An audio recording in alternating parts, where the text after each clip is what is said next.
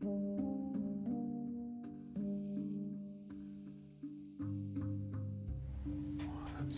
welcome everyone. We're starting with a meditation that is so incredible that I don't know any better way to start. So, relax your shoulders, relax your jaws. Don't forget to breathe and rest for just a moment. Rest. I rest in God.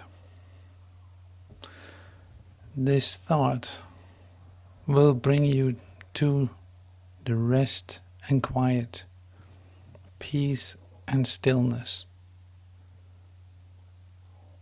and the safety and the happiness you seek. I rest in God.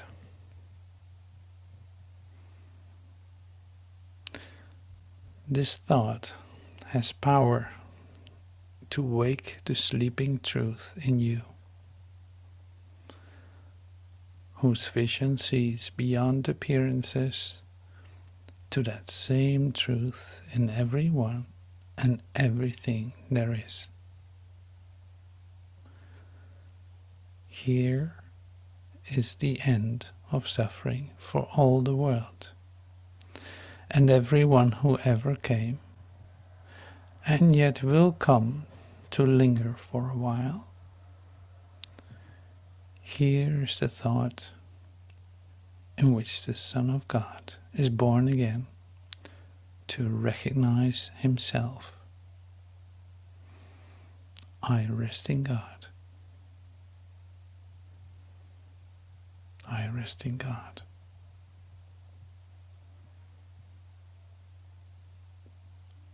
So we are still with that for just a moment.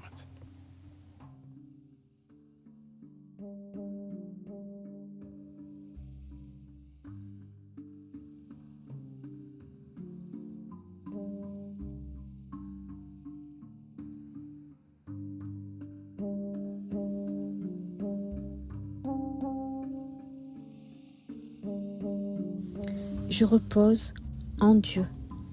Cette pensée t'apportera le repos et la quiétude, la paix et le calme, la sécurité et le bonheur que tu recherches. Je repose en Dieu. Cette pensée a le pouvoir de réveiller la vérité endormie en toi, dont la vision voit par-delà les apparences, jusqu'à cette même vérité en tous et en tout ce qu'il y a. Voici la fin de la souffrance pour le monde entier et pour chacun de ceux qui sont jamais venus ou qui viendront encore s'attarder un moment.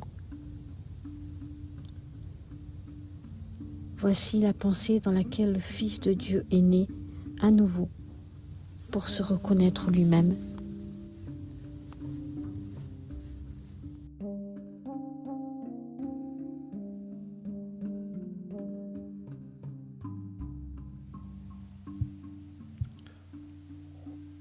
I rest in God. This thought will bring you the rest and quiet and peace and stillness and the safety and the happiness you seek. I rest in God. This thought has power to awake the sleeping truth in you, whose vision sees beyond appearances to that same truth in everyone and everything there is. Here is the end of suffering for all the world and everyone who ever came and yet will come to linger for a while. Here is the thought in which the Son of God is born again to recognize himself. I rest in God.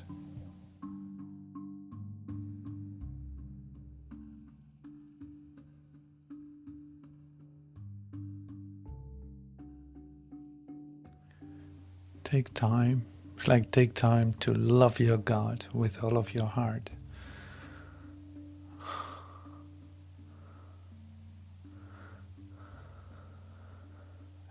It's not meditating or it's not anything. See, the great thing with this is like it is not meditating as you think meditating is. No, it's literally opening yourself up for an experience of something else, something you don't know how to get to. It's going to be given. It's spontaneous. It is new. It's not something we do. It is something new, and we don't know what that is. And the great thing with that is that you are also not you cannot set it what will happen, but you can totally trust what is going to happen. Now, the developing of that trust, what is going to happen, is where this is all about. Coming deeper and deeper into your experience of loving God with all of your heart, without having an idea that you're going to lose something by doing so. So that's interesting how that develops, you could say. It's interesting how that opens up. See, none of the things that we do for the reason that we think we do it. And that is with meditation, just like that.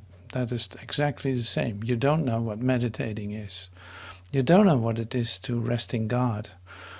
And that's, you will have to admit that. So you don't know. So now your consciousness is open to receive that. And I love that practice. I love to stay awake in that, stay alert in it, because that's where all the fun is. That's where everything is brand new again. By me giving up, thinking that I know how to do this, or thinking that I know what anything is for. It's like, that's not the case. Now there's a reversal of thought, you could say, that's totally different. Totally different than the patterns you might be used to, or the habits that you have in order to meditate. We do it this way, blah, blah, blah. And in fact, that's not what it is. So you keep repeating something that works a little bit or something, but it is not whole, it's not complete, it's not new. It is a repetition of something that happened before, in the same way, same room, same chair, same books, same who knows what. And it's not that. So, and this keeps on going, like it keeps on going. So if you could say, like, I can just use the phrase that we used in the meditation, if I rest in God, then that means that I totally trust what comes from Him. I totally trust what is given me, and I'm open to receive that. And that is in fact my practice. Now this is interesting, because when you fall into something, when you fall deeply into, say, denial or resistance, as a personal experience of yourself, then you might forget all phrases, all words, or they become so empty that they don't seem to mean anything to you.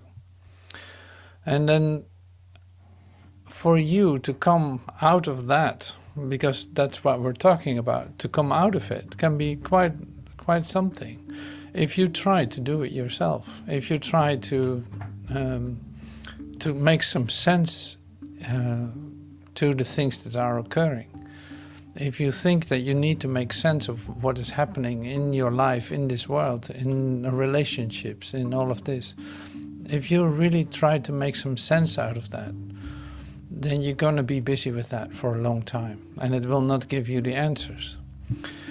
Now that sounds like I'm very wise that I can share these things, but I'm just, say, a principle comes to me which tells me that where you look for it, where you look for the answer, or where you look for for the achievement or the success or the proof for anything in this world, you could say, in your idea about yourself, you could say, in your convictions, in your memories, in your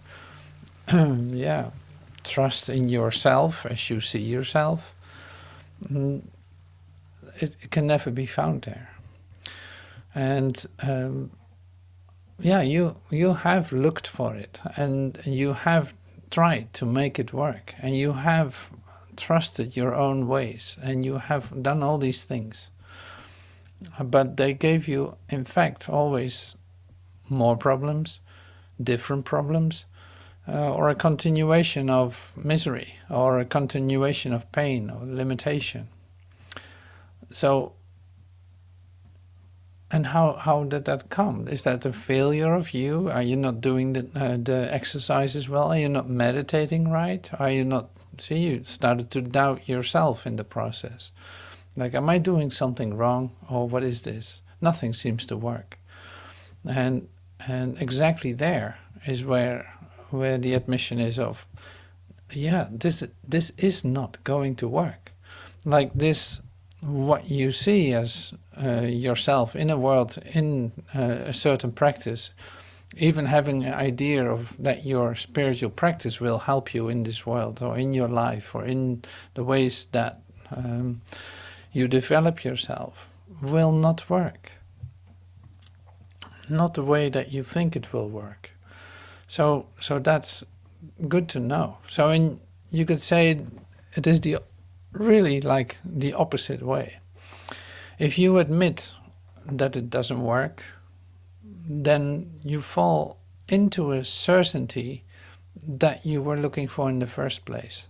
So you're actually, fall into something that is certain by your admission that you cannot do it, that it's impossible, that the situation you find yourself in is impossible, that none of it worked, and it's never gonna work. So, in other words, you don't have an answer to any of the things that are coming your way. You have no idea how to deal with them. And why is that? So it's not your personal failure. It's not because of you, because you do this and you do that. No. So the thing that came to me today was this, is like this setup, this three-dimensional setup, what we call mesmerism, is set up for a very specific reason. You set this up, you could say, because taking responsibility for the situation, you set this up to fail. Not to succeed, no, to fail. To fail, like you wanted to have your own experience of it. You wanted to have your own experience in a separate state from your creator. You asked for it, and it failed, and it will fail, and it will keep failing. That's why the rebirth idea, or the rebirth action, you could say, is your only hope.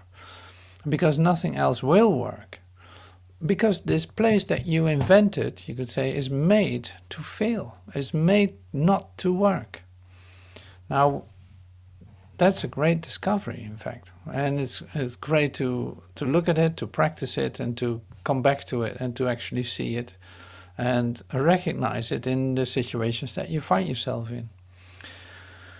But like I said, that's not the end of the story. It is like, by my admission of that, I, in fact, call in a certainty and security that is actually working. But it has nothing to do with this world, and it does not have to have a result in this world whatsoever. Now that is difficult for you, because you are accustomed to, say, making a deal with God. If you do your exercises well, you think you might well be rewarded for it. You might be healthy, you might have a harmonious life, you might have this, you might have that. Because you think you deserve that when you do everything right. Now this, Jesus already said in the Bible too many times, is like, good works avail you nothing. Like, it's not about that. It is literally not about that. There's no need for you to prove to yourself that you're doing it right and wait for God's reward. Like, the most liberating idea that actually comes to me when I say this is like, God has no idea about this place and what you're doing. Not at all. It doesn't recognize anything in that sense. It doesn't recognize anything that you do. No. It doesn't have to. So this is really great. He doesn't have to, because who you think you are is not who you are. He knows who he created. And he knows it was perfect and that can never change. Now, here we have a crux. It's like the crux of the matter here is then all ideas of limitation and separation and failure and abandonment and lack and limitation are not from God. God has nothing to do with it, doesn't know about it. So, giving totally, all the time, to everyone, equally, with no comparison, no competition, no rewards, nothing else. It is, you could say, a constant state of abundance and, expansion. Expansion of consciousness, more love, more expansion, more totality. Expanding all the time. It's a creative principle. Now, you don't have to imagine that. It is the truth about you, not as you know yourself, but as you are. Now, see, here we come into the rebirth procedure, you could say. So the reversal of thinking that has to take place is, in fact, that you didn't make yourself, so God created you. That means all lack, limitation, all these ideas that you perceive have nothing to do with you. It is not even a part of you. So you are not able to fail, you could say. As I truly am, I'm not able to fail, because the failure that I perceive in a place that has no cost, that has no reality at all to it. And that's good to hear, always. It's good to be reminded of, even though you might have heard it 1,000 times, who knows. But this is great stuff, because, see, if I allow myself to rest in God and to completely love God with all of my heart, all questions are answered. All, uncertainties are taken away. And, whatever the appearances are, have nothing to do with it. So, now, where are we in that process? Are we? Is it a process? No. If you actually recognize the truth of who you are, you see it's not a process. No, it's a process of undoing, you could say, that part of thinking that whatever happened before, wherever I find myself now, all the pain and failure and limitation that I'm perceiving is in fact nothing to do with you. So that needs to get out of the way in order for you to perceive who you truly are. But you identify with it and you think it is you suffering. So here is really where you come to the end of your ability to actually change that. So you cannot change that. It's totally impossible. And that's the only way to get out of that. That is your certainty. If you still hope a little bit that you can solve something here or put it straight, or if I do this, if I pray and meditate a little bit harder, I might sell my house that I want to sell. Or I might do this that I want to do. Or who knows what your idea is. Like, actually what that is actually a form of magic. You try to use God, the spiritual power of God, to make something happen in three-dimensional, reference. And it's magic. It has nothing to do with God, with reality. So that's the story. That's the story, in fact, of all the turmoil, lack, limitation, pain, suffering that you go through, not realizing that it's taking place in a reference that has in fact no cause and no reality. So here are the rebirth sessions. So it's time, you could say, it's time to be reborn in that. It's time to be reborn in that. You have sufficient experience of limitation. You have sufficient confusion. You've had sufficient confusion about how this all works. And in fact, you don't have to delay that any longer by recognizing what is actually going on. Now, to help each other with that, you could say, is like we come together. We have a single purpose here, to recognize the truth of who we are, or to come to a state of mind that you can call peace, or to stand in the middle of the storm and in the eye of the storm, just recognizing that in this world there's absolutely nothing going on. But it's like to stand still in it, letting everything occurs until the storm becomes quiet and you recognize that there was just a dream. Now this is very close to the real experience of this all. So I'm just sharing this because of the fact that I'm in fact introducing again to something. Now that's interesting. So I'm going to use a couple of expressions that I found, and that might stir up something for you or not. We'll see what happens. But they all have to do with the idea of reversal. And say coming from, in this case, like from Jesus in A Course in Miracles, some expressions that I found in chapter 6. And chapter 6 is about the lessons of the Holy Spirit. So the Holy Spirit would be your, say, your comforter, your intermediate between where you find yourself and God. So that's you.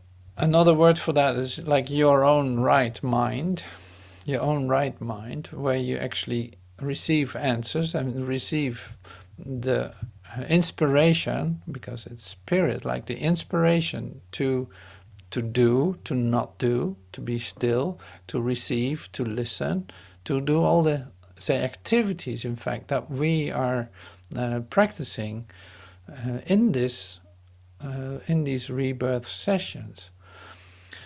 No matter where you find yourself, it's like it's always working. So this is very helpful in that sense. So that's why I took one paragraph out of the text that in fact summarizes what I'm talking about.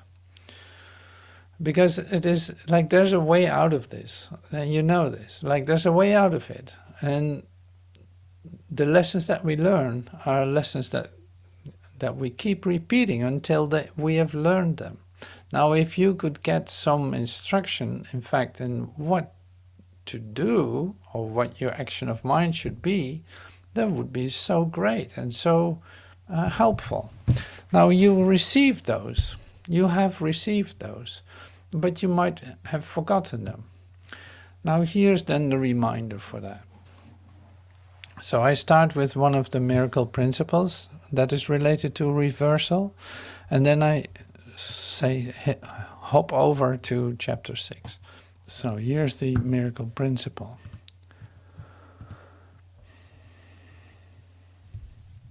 So a miracle is a reversal of the physical order because it brings more love to the giver and the receiver. A miracle is a reversal of the physical order because it brings more love to the giver and receiver. A miracle is misunderstood when it is regarded as a spectacle. Okay, so a miracle is a reversal of the physical order because it brings more love to the giver and receiver. Like it's a win-win situation. And what is a miracle then, actually? Well, that's what this says. It's a reversal of the physical order. Like it's a shift into invisibility, it says somewhere else. It is serving like the greatest gift you can give to your brother, recognizing your equality, recognizing that there's no separation, recognizing that you are the dreamer of the dream and nothing else. In fact, it is a memory, a present memory of your connectedness. Okay, so here are some expressions that I love to share with you. Now here's one instruction. Be vigilant only for God and His kingdom. Like realizing I rest in God. Be vigilant only for God and His kingdom. This is a major step toward fundamental change. Yet it is still a lesson in thought reversal because it implies that there is something you must be vigilant against. It has advanced far from the first lesson, which was primarily a reversal. I'll come to that later. And also from the second, I'll come to that a little bit later, which has essentially the identification of what is more desirable.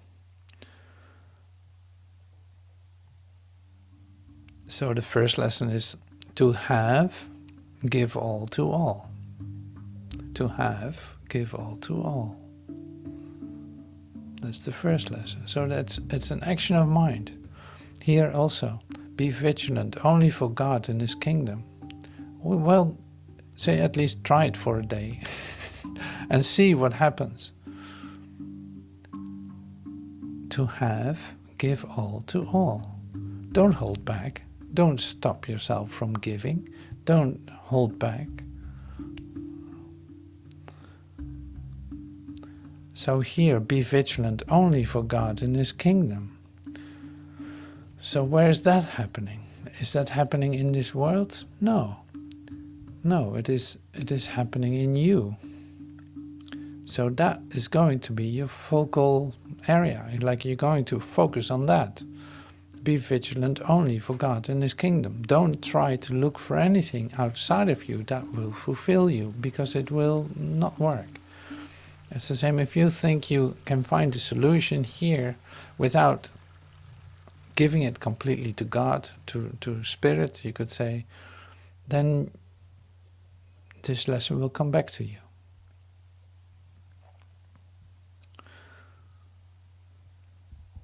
This step, which follows from the second as the second from the first, emphasizes the dichotomy between the desirable and the undesirable. It therefore makes the ultimate choice inevitable. But while the first step seems to increase conflict, and the second still entails it to some extent, this calls for a consistent effort against it. Now, you might not get that right away, what is actually shared here. So be vigilant only for God and His kingdom. This is a step which follows from the second. And now I have to look up the second, of course, because let me see if I can bring that up real quick. Okay, so the first one was to have, give all to all.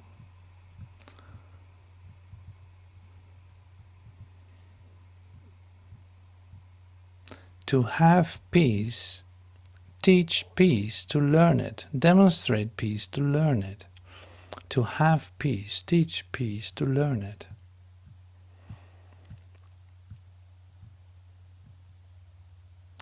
And then the last one, the third lesson, is be vigilant only for God and His kingdom. So that starts to make sense now.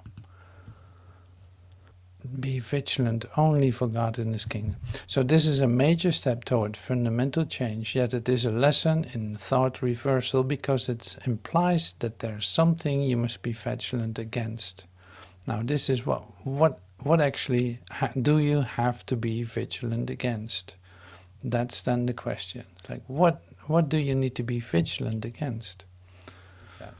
But I don't want to get into and say a further conceptual teaching, like that I'm going to explain or work it out and blah blah blah, how this works or how this can be seen. So the whole setup of the Rebirth Sessions is to actually come to the place where you find yourself, where you experience yourself. Now that is the starting point. That's where we come to. And that's for everyone different. So that's why it's like this is a universal truth that's just being shared. That can be great support of you. But you find yourself in your experience of yourself, you find yourself somewhere. Now,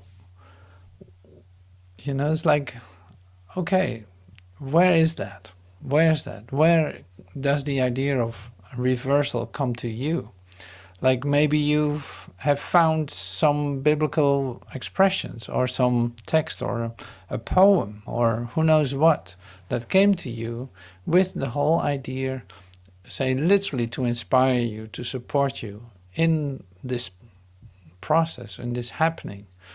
Now that's what I'm interested in, to hear you share your discoveries. So, and also have opportunities to you could say teach peace, demonstrate peace in order to receive it, give all to all in order to receive that, to come into the help that you actually are getting by giving yourself away, by an action of mind of giving yourself away. Not staying put in where you find yourself and keep circling around in it. No, to actually let yourself be tempted to come out of that and follow inspiration that you get, specifically you get, in the things that are coming to you, in the expressions that really touch you and or inspire you in such a way. Now this is happening, that's happening to you. And this is the platform, you could say, to actually share this with one another. All right, so I got myself out of this, you could say,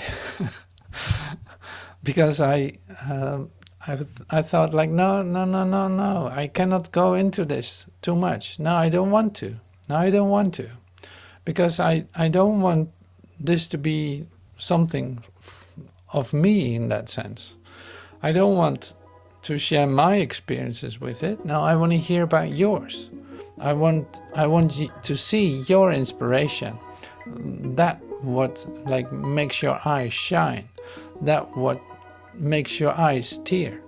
That what moves you to inspiration, to activities that are, you could call self-expression, that really flow through you. I'd love to see that, of course. So we continue with that in the non-public part of this meeting. So that's why I'm closing this recording for now and start another one.